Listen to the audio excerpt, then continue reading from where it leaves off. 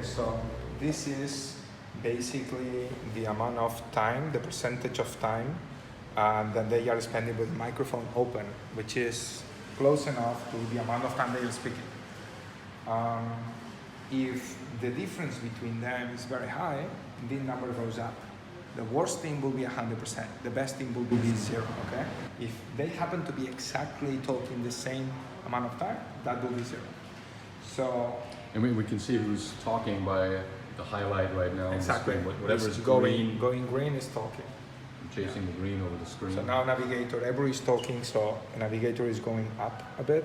Captain is doing the briefing and explaining the mission. That's why it always starts with the captain going very high. And engineer is just silent, listening, or maybe just the word, the same as with weapons. But it's basically now the captain giving the orders. At some point, the moment they go into that, should be start leveling up. The end goal. If we run this 100 times, what is the relationship between this number and the final score? And then we start getting real data. Things become interesting. And then after that training, when we see a team that already starts scoring up and down, we have statistically sort of a prediction of how they are going to be. Or we have something to work around, or maybe that's a special team that they work differently. And we have data to show to them. Cool. Can you tell them the background of the Gini coefficient? So this is modeled after an economic concept called the Gini coefficient. Gini was an Italian statistician, and we use the Gini coefficient is used in economics to determine how the level of inequity in a country. So for example, if one person makes all the money, it's 1.0. If everyone is evenly sharing, it's 0.0. So some countries, Brazil, for example, has a high Gini coefficient. There's a few rich people, a whole lot of poor people, and that's around 0.6. The United States is in the middle, Germany's sort of in the middle. I think a country like Denmark is a little bit lower, where the income is spread a little more evenly, and so it might be about 0.3 or so. Let us call the area between the perfect equality line and the Lorentz curve as area A, and the area under the Lorentz curve as area B.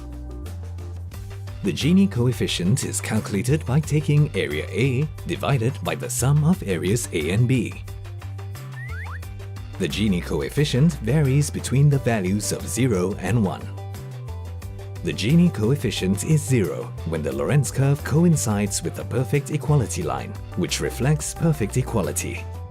As the Lorentz curve moves further away from the perfect equality line, the Gini coefficient increases, reflecting greater uneven spread of household incomes and subsequently greater income inequality.